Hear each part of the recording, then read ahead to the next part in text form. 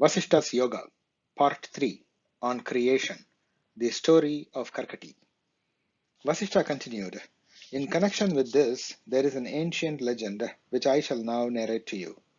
There once lived to the north of the Himalaya mountain a terrible demoness known as Karkati. She was huge and dreadful to look at. This demoness could not get enough to eat, and she was ever hungry. She thought, if only I can eat all the people living in the Jambudvipa continent in one meal, then my hunger will disappear even as a mirage disappears after a heavy rain. Such a course of action is not inappropriate, since it is appropriate to preserve one's life. However, since the people of Jambudvipa are pious, charitable, devoted to God, and endowed with a knowledge of herbs, it is inappropriate to harass these peace-loving people. Let me engage myself in penance, for through penance is attained that which would otherwise be extremely difficult to attain. Karkati then went up one of the snow peaks and commenced her penance, standing on one leg. She was as firm as a marble statue and did not even notice, and days and months passed by. In course of time, she had grown so thin that it looked as if she was a skeleton clad in transparent skin. Thus she remained for 1,000 years. After 1,000 years had passed, the creator Brahma appeared before her, pleased with her penance. By intense penance, one can attain anything. Even poisonous fumes are extinguished. She bore to him mentally and began to wonder what boon she should ask of him. Ah, yes, she thought, I shall request that I should become a living steel pin, Suchika, an embodiment of disease. With this boon, I shall simultaneously enter the hearts of all beings and fulfill my desire and appease my hunger. When Brahma said to her, I am pleased with your penance, ask a boon of your choice, she expressed her wish. Brahma said, so be it. You shall also be Visuchika. Remaining a subtle thing, you will inflict pain on those who eat the wrong food and indulge in wrong living by entering their heart. However, one can attain relief by the use of the following mantra. Himadre parshve karkati nama rakshasi visuchi kabhidana sanamnapi anyaya bhadika. Om Hram Hrim Shrim Ram Vishnu Shaktaye Namo Bhagavati Vishnu Shakti Ehi Enam Hara Hara Daha Daha Hana Hana Pacha Pacha Matha Matha Utsadaya Utsadaya Dhure Kuru Kuru Swaha Visuchike Tvam Himavantam Gatcha Gatcha Jivasara Chandramandalam Gatosi Swaha Gatosi Swaha Gatosi Swaha. One who is proficient in this mantra should wear it on his left arm and, thinking of the moon, pass that hand over the patient who will be cured at once. Vasishta continued. Immediately, the demoness with a mountainous body began to shrink gradually to the size of a pin. She became so subtle that her existence could only be imagined. She was like the extremely subtle Sushumna Nadi that links the base of the spine with the crown of the head. She was like the Alaya consciousness described by the Buddhists. She was constantly followed by her other form known as Vishuchika. Though she was extremely subtle and unseen, her demoniacal mentality underwent no change at all. She had gained the boon of her choice, but she could not fulfill her desire to devour all things. That is because she was of the size of a needle. How strange! The deluded ones do not have foresight. The selfish person's violent efforts to gain his selfish ends often lead to other results, even as a person is unable to see his face when he runs to the mirror puffing and panting. His own breath mists the mirror. Significantly again, the demoness who had a huge form gave up that body, died to it, in order to fulfill her ambition to become a needle. Even death becomes desirable when one is keen on some selfish gain and when one is possessed by excessive craving. Vishuchika was radiant and was as subtle as the aroma of flowers. Dependent upon the life force of others, she was devoted to her own work. With her twofold form, Shuchika and Vishuchika, the demoness roamed the world afflicting all the people. By her own wish, she had become small. Indeed, people become what they intensely wish to be. Mean-minded people even pray for trivia, just as the demoness prayed to be transformed into a cruel needle. One's inborn nature is not easily contracted even by penance. Suchika entered into the physical bodies of people who, on account of previous illness, had been greatly debilitated or had become obese, and transformed herself into Vishuchika. Shuchika entered into the heart of even a healthy and intelligent person and perverted his intellect. In some cases, however, she left that person when the latter underwent a healing treatment, either with the aid of the mantra or with the drugs. Thus the demoness roamed the earth for many years. Vasishta continued. Shuchika had her numerous hiding places. Among them were dust and dirt on the ground, unclean fingers, threads in a cloth, within one's body in the muscles, dirty skin covered with dust, unclean furrows on the palms and on other parts of the body due to senility.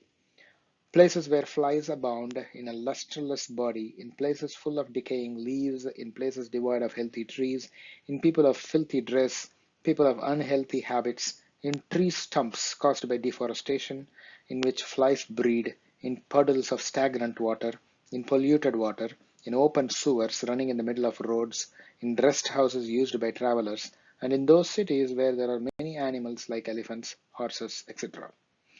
Being Shuchika, a sewing needle, she wore dirty pieces of clothes thrown on the roads sewn together, and she roamed freely in the bodies of sick people. Even as a sewing needle which has been well used by a tailor feels fatigued and falls to the ground to take some rest, as it were, Shuchika also got tired of her destructive activity. Just as sewing, piercing, is a natural function of a needle, cruelty was the nature of Shuchika. Just as the needle keeps on swallowing the thread that passes through it, Suchika continued to claim her victims. It is seen in the world that even wicked and cruel people are sometimes moved to pity when they see others who have been poverty-stricken and miserable for a long time. Even so, Suchika saw the endless thread that had passed through her in the cloth in front of her. This endless thread is her own karma. This worried her. She fancied that this dark cloth, which had been woven by her as Suchika or sewing needle, was covering her face and that she was blindfolded. She wondered, how shall I tear this veil? She passed through soft cloth, good people, as also hard cloth, the wicked ones. For what fool or wicked person discriminates between what is good and what is not? Unharmed and unprovoked by others, Suchika works for the destruction and the death of others. Bound by this thread, she is dangling perilously. Known also as Jiva Suchika, she moves in all beings as the prana with the help of prana and apana, subjecting the jiva to sorrow by causing terribly sharp pain, gout, rheumatism, etc., which makes one lose his mind. She entered into the feet and drinks blood. Like all wicked people, she rejoices in others' sorrow. As Vasishta was saying this, the sun set and another day came to an end. The assembly adjourned for prayers. On day 7, Vasishta continued. After living in this manner for a long time, the demoness Karkati was thoroughly disillusioned and repented her foolish desire to devour people, which entailed severe penance for another 1,000 years and the degraded existence as a needle. She thus bewailed her own self-inflicted misfortune. Alas, where is my mountainous body and where is the form of a needle? Sometimes I fall into mud and filth. I am trampled upon by people. Alas, I am lost. I have no friends, no one takes pity upon me. I have no fixed abode, nor have I a body worth the name. I have surely lost my mind and my senses. The mind that is heading towards calamity first creates delusion and wickedness, and these themselves later expand into misfortune and sorrow. I am never free, even at the mercy of others. I am in the hands of others and do what they make me do. I desire to appease the goblin of a desire to devour all, but that has led to a remedy worse than the disease. And a greater goblin has arisen. Surely I am a brainless fool. Hence I threw away such a great and gigantic body and deliberately choose this despicable body of a needle. Who is now going to liberate me from this miserable existence as a being smaller than a worm? The very thought of such a vicious creature as I am may not even arise in the heart of sages.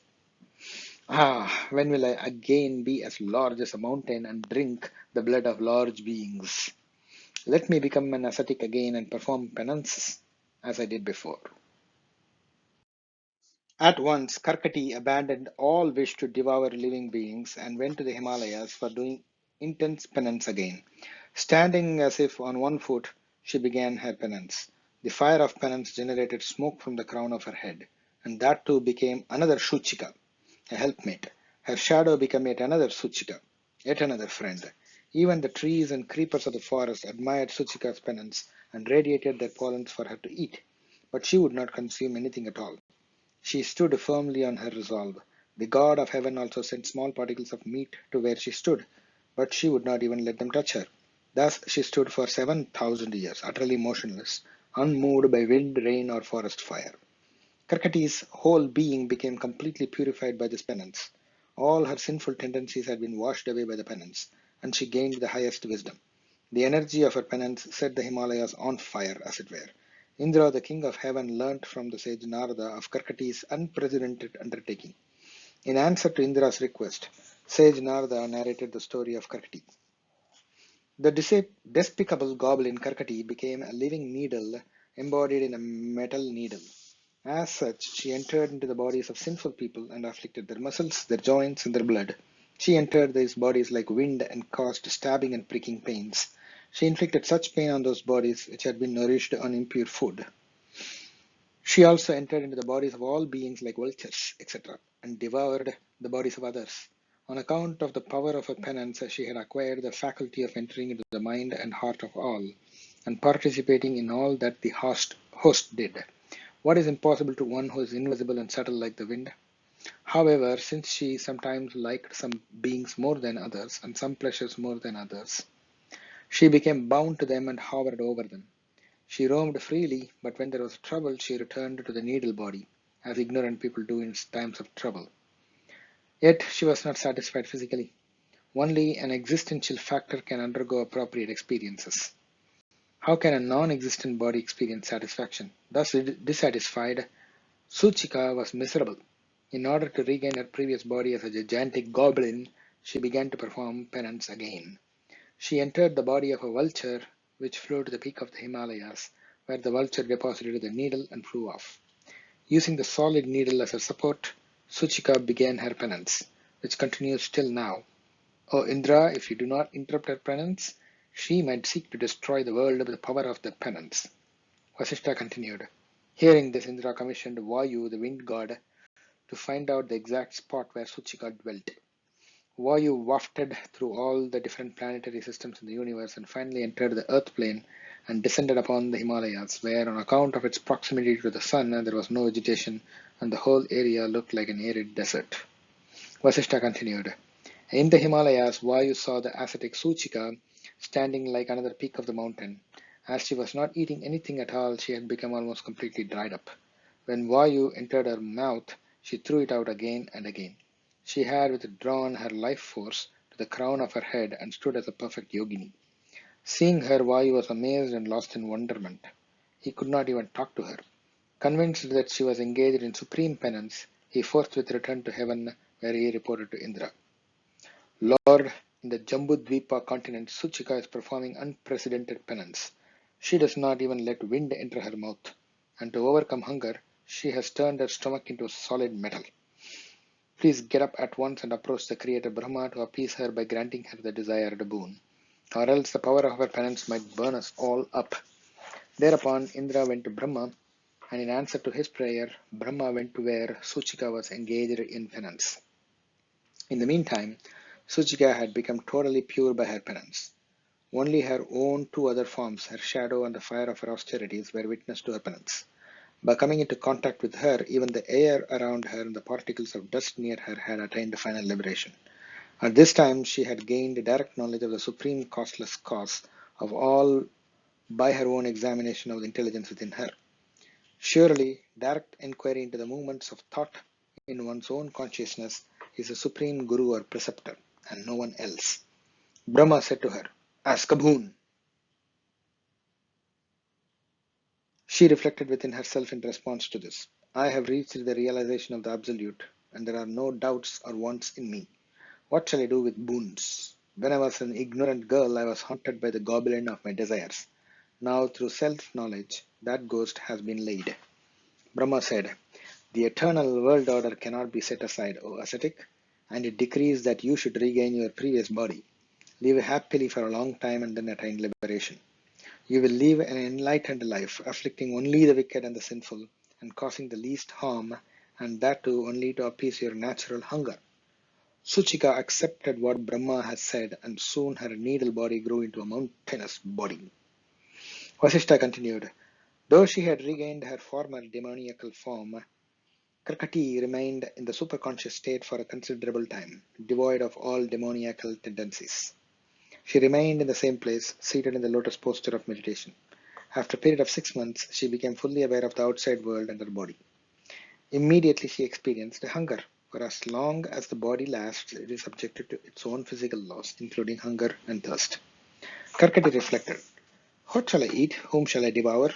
Destruction of other living beings for the sake of prolonging one's life is condemned by wise sages.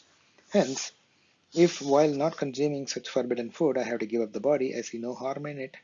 Unwholesome food is poison. Moreover, to an enlightened person like me, there is no distinction between physical life and death. As she was reflecting thus, she heard an aerial voice. O Karkati, approach ignorant and deluded people and awaken wisdom in them. This indeed is the only mission of enlightened beings. One whom you thus endeavor to enlighten, but who fails to awake to truth, is fit for your consumption. You shall incur no sin by devouring such an ignorant person. Hearing this, Karkati got up and descended from the mountain. She entered a dense forest where hill tribes and hunters dwelt. Night fell over the earth. In that region, there was a king of the hunters known as Vikram. As was his custom, this king, along with his minister, went out into the dense darkness of the night to protect his subjects by subduing robbers and dacoits. Karkati saw these two brave and adventurous men, who were just then offering their prayers to the tribal demigods of the forest. Seeing them, Karkati reflected, surely these two men have come here to appease my hunger. They are ignorant, and therefore a burden on earth. Such ignorant people suffer here and hereafter. Suffering is the only mission in their life. They suffer, and they let everyone around them suffer. Death unto them is a welcome release from such suffering, and it is possible that after death they will awake and seek their salvation. But it may be that they are both wise men, and I do not like to kill wise men. For whoever wishes to enjoy unalloyed happiness, fame, and long life should by all means honor and worship good men by giving them all that they might wish to have. Let me therefore test their wisdom. If they are wise, I shall not harm them.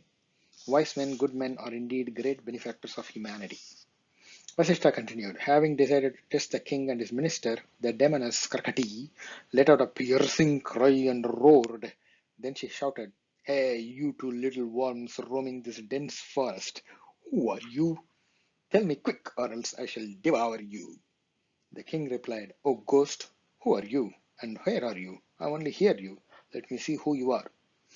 Hearing this calm and cool reply of the king, the demoness felt that his answer was appropriate and made herself visible to her.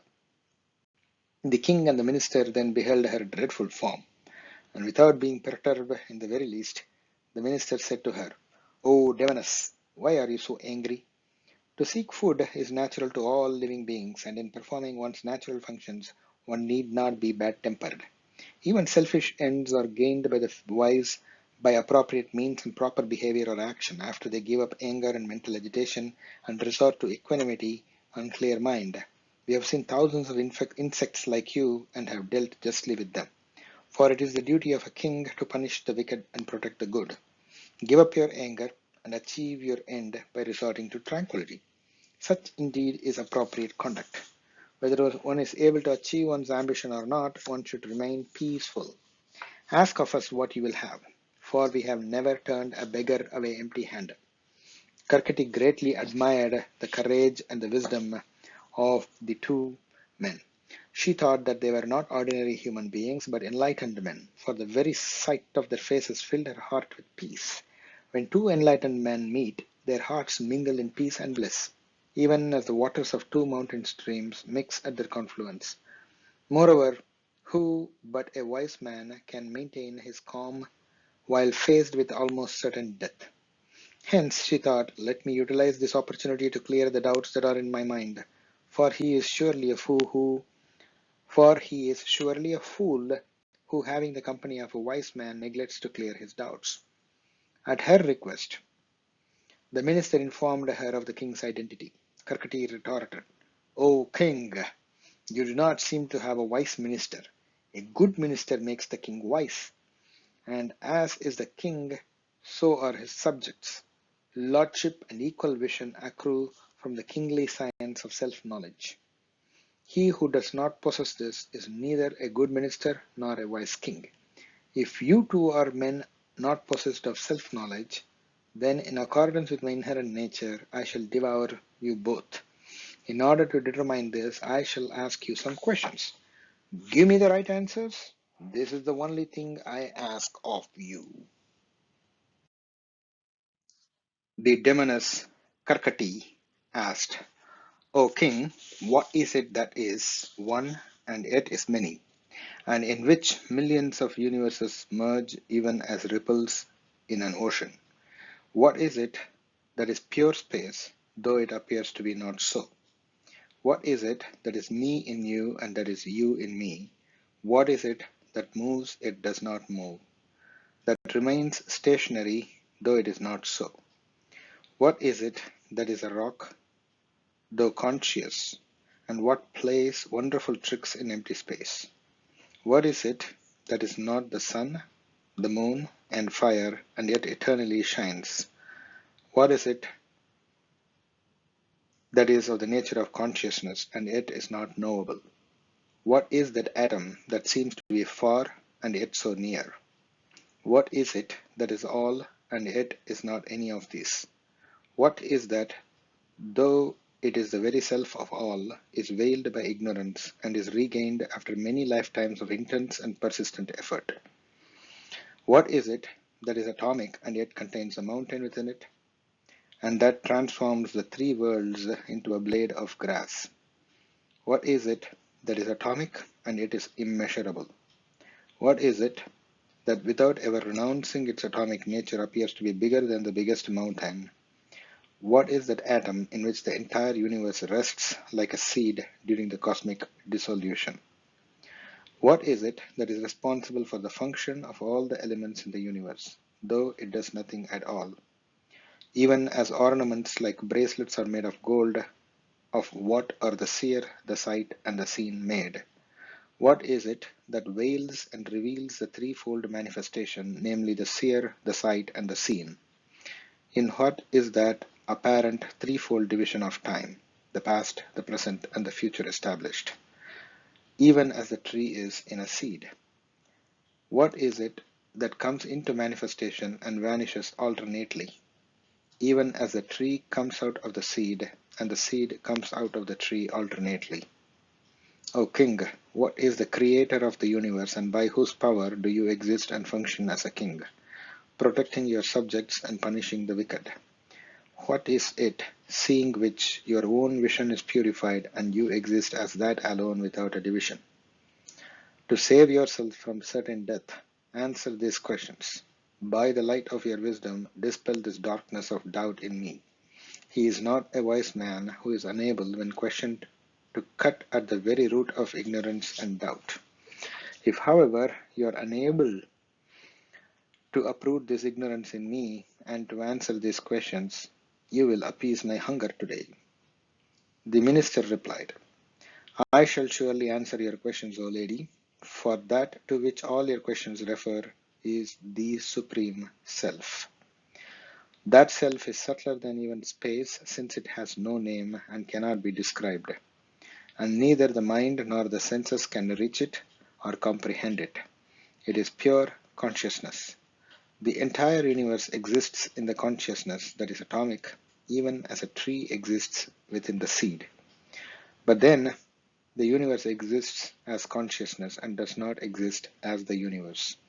That consciousness exists, however, because such is the experience of all, and it alone is the self of all. Since it is, all else is. That self is empty like space, but it is not nothingness. Since it is consciousness, it is. To deny it is like one saying that I do not have a tongue. You need the very tongue that you are denying to say that you do not have a tongue. Yet because it cannot be experienced by the mind and senses, it is not. It being the self of all, it is not experienced by anyone as an object of experience. Though one, it is reflected in the infinite atoms of existence and hence appears to be many. This appearance is, however, unreal, even as bracelet is an imaginary appearance of gold, which alone is real. But the self is not unreal. It is not a void or nothingness, for it is the self of all and is the very self of one who says it is, and of one who says it is not. Moreover, its existence can be experienced indirectly, just as the existence of camphor can be experienced by its fragrance. It alone is the self of all as consciousness, and it alone is the substance that makes the world appearance possible. In that infinite ocean of consciousness, whirlpools, known as the three worlds, arise spontaneously and naturally, even as whirlpools are caused by the very nature of the running water. Because this consciousness is beyond reach of the mind and senses, it seems to be a void. But since it can be known by self-knowledge, it is not a void. On account of the indivisibility of consciousness, I am you and you are me. But the indivisible consciousness itself has become neither I nor you. When the wrong notions of you and I are given up, there arises the awareness that there is neither you nor I nor everything. Perhaps it alone is everything. The self being infinite moves not though moving, and it is forever established in every atom of existence. The self does not go nor does it ever come, for space and time derive their meaning from consciousness alone. Where can the self go when all that is within it?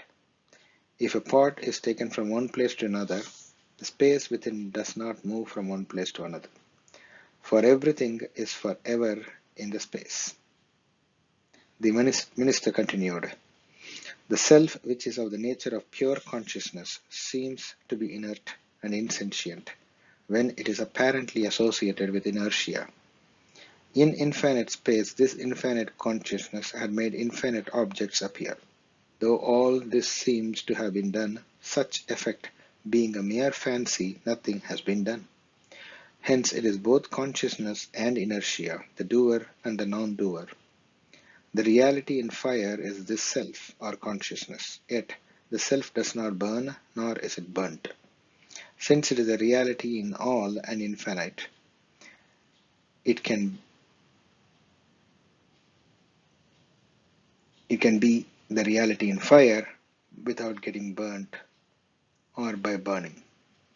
It is the eternal light which shines in the sun, the moon, and the fire, but independent of them. It shines even when these have set. It illumines all from within.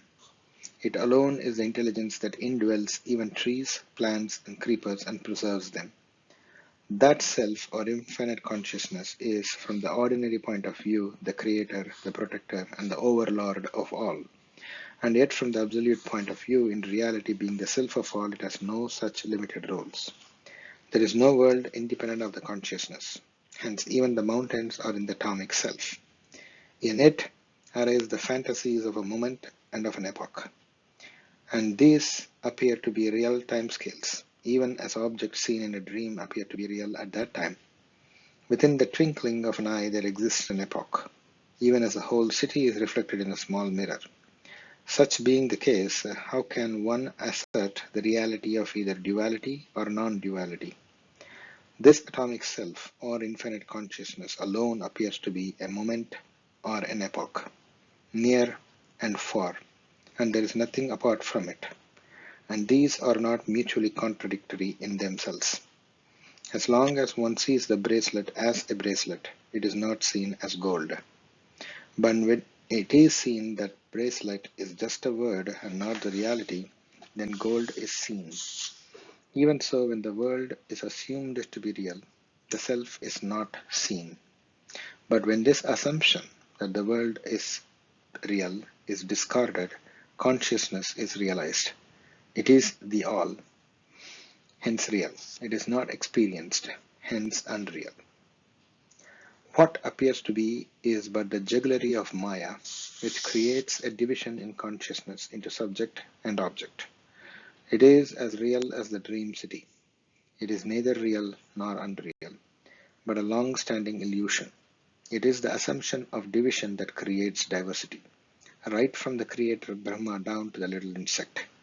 Just as in a single seed, the diverse characteristics of the tree remains at all times, even so this apparent diversity exists in the self at all times, but as consciousness. Karkati said, I am delighted with your minister's answers, O king. Now I would like to hear your answers. The king said, your questions, O noble lady, relate to the eternal Brahman, which is pure existence. It is known when the threefold modification known as waking, dreaming, and deep sleep cease, and when the mind stuff is rid of all moments of thought. The extension and withdrawal of its manifestation are popularly regarded as the creation and the dissolution of the universe. It is expressed in silence when the known comes to an end, for it is beyond all expression. It is the extremely subtle middle between the two extremes, and that middle itself has two sides. All these universes are but is playful but conscious projection. As the diversity of this universe, it seems to be divided in itself, but truly it is undivided. When this Brahman wishes, wind comes into being, though that wind is nothing but pure consciousness. Similarly, when sound is thought of, there is a fanciful projection of what sounds like sound. But being pure consciousness, the reality is far from what is thought of as sound and as its meaning or substance. That supreme subtle atomic being is all and is nothing. I am that, yet I am not. That alone is. By its omnipotence all this appears to be.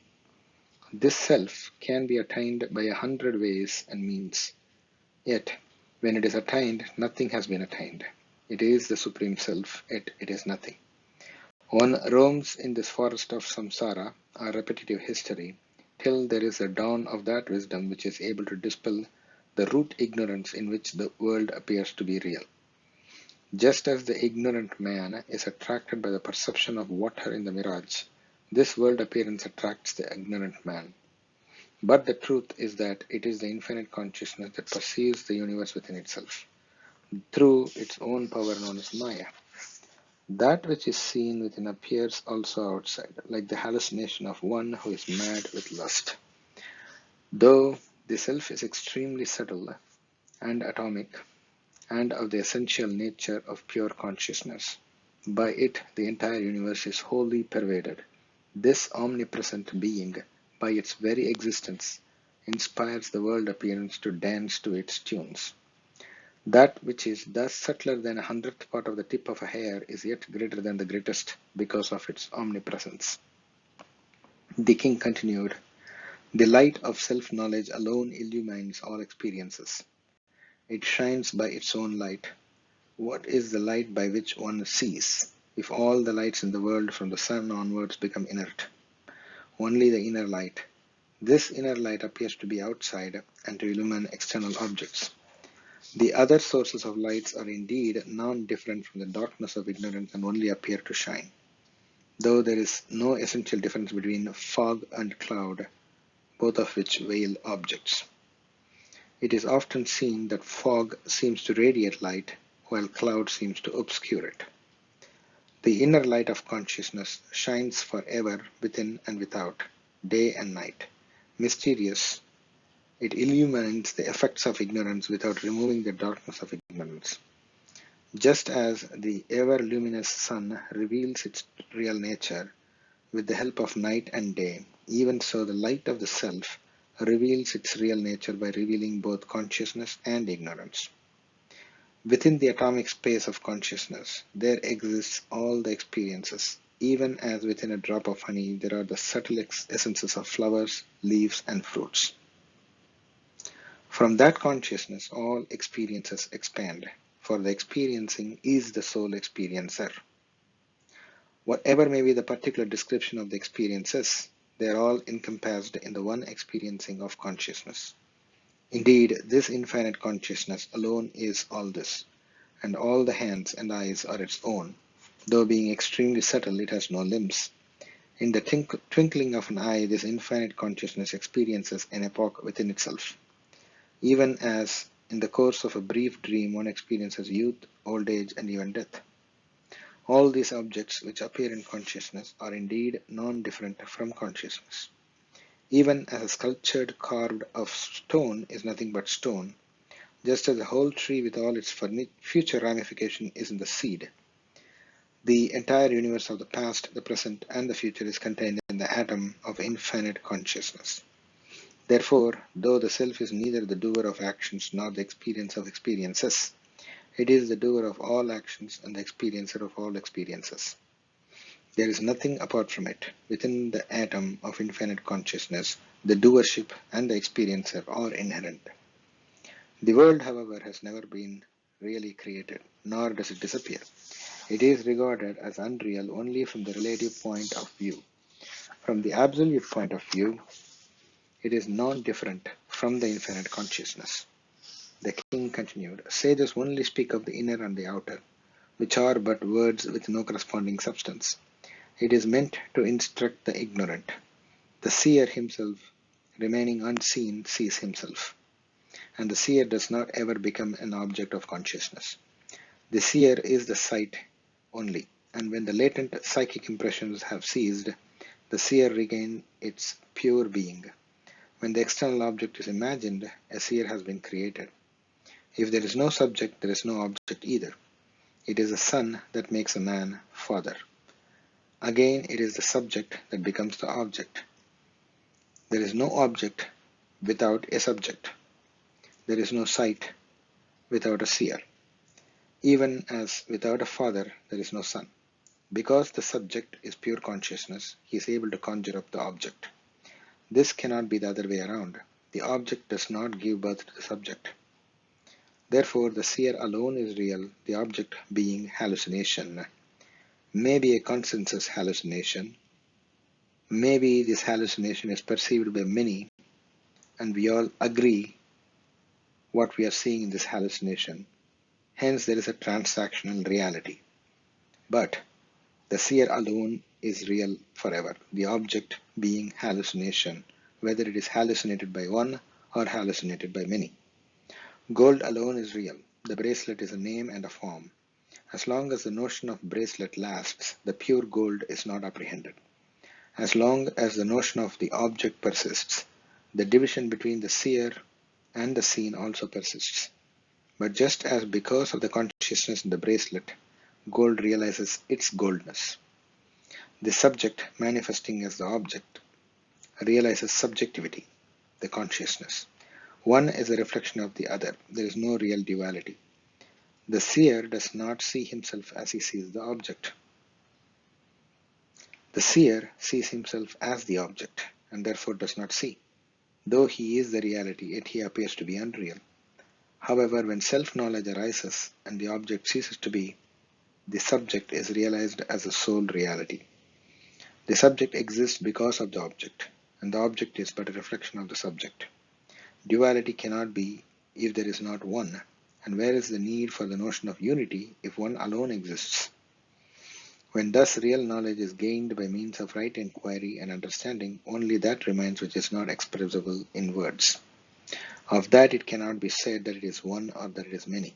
It's neither seer nor seen, neither subject nor object, neither this nor that, neither unity nor diversity can be truly established as a truth, for every thesis gives rise to antithesis. Yet one is not different from the other. Just as the wave is not other than water, bracelet is not different from gold, even so division is not a contradiction of unity. All this speculation concerning unity and diversity is only to overcome sorrow. That which is beyond all this is the truth, the Supreme Self.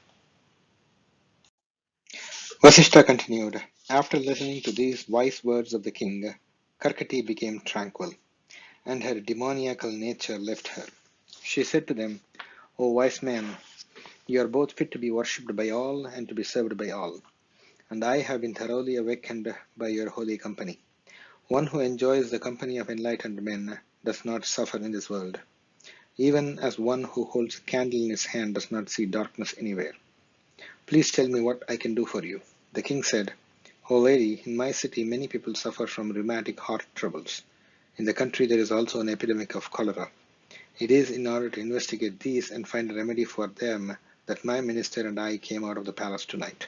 My humble submission to you is this: do not take the life of any of my people. Karkati at once acceded to the king's request. Now please tell me, how shall I recompense you for your kindness and appease your hunger? Karkati replied, once I had the intention of engaging myself in penance in the Himalayas and giving up the body. But now I have given up that idea. I shall give you my biography. Once upon a time I was a demoness of gigantic proportions. I wished to devour people and with the intention performed penance. From the creator Brahma I obtained a boon, as a result of which I became a needle, and also the cholera virus. As such, I brought untold misery to people. Brahma, however, also evolved a mantra by which alone I am brought under control. Learn this mantra, and with its help you can enable people to get rid of the rheumatic heart troubles, also leukemia and other blood illnesses. I used to spread leukemia in such a way that it was passed on by the parent to these children. All the three of them then went to the bank of the river, where the king received the mantra from Karkati. This mantra becomes effective by its repetition.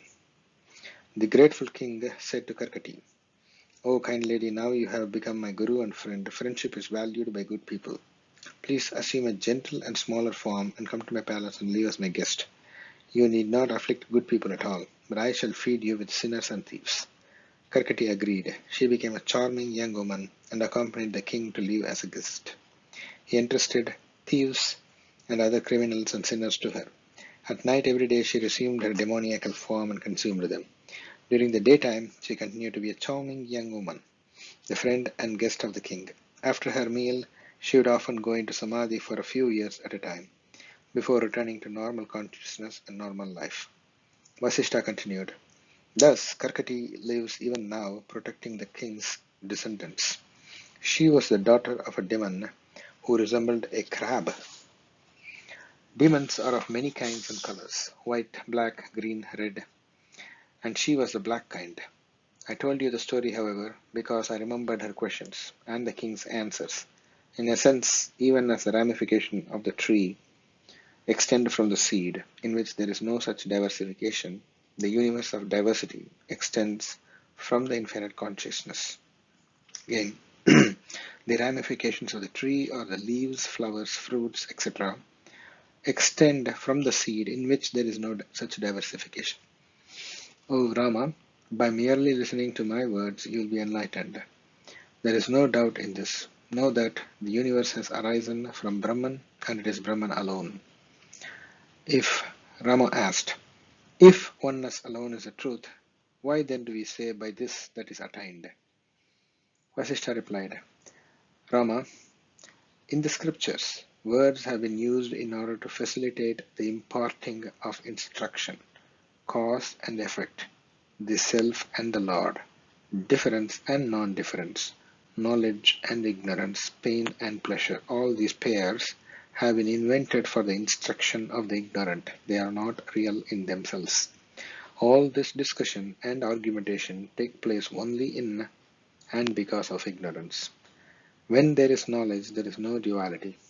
When the truth is known, all descriptions cease and silence alone remains. Then you will realize that there is only one, without beginning and without end.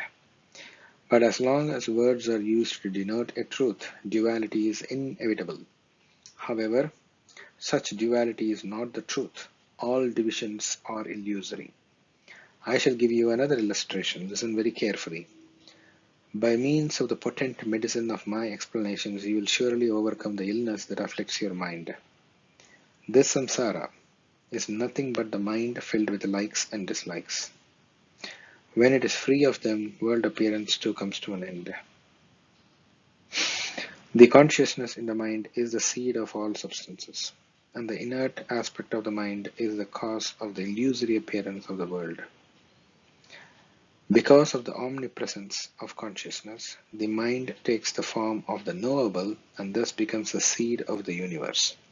The mind, like a child, imagines the existence of the world.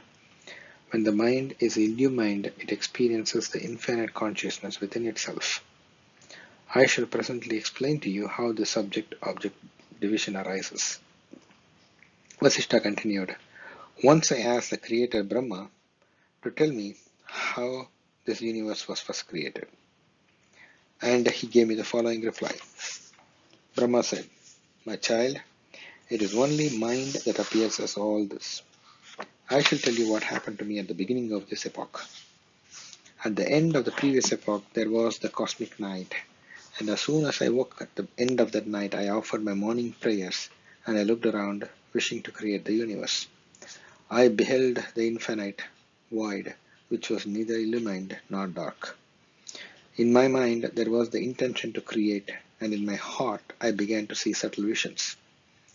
There, in my mind and with my mind, I saw several seemingly independent universes.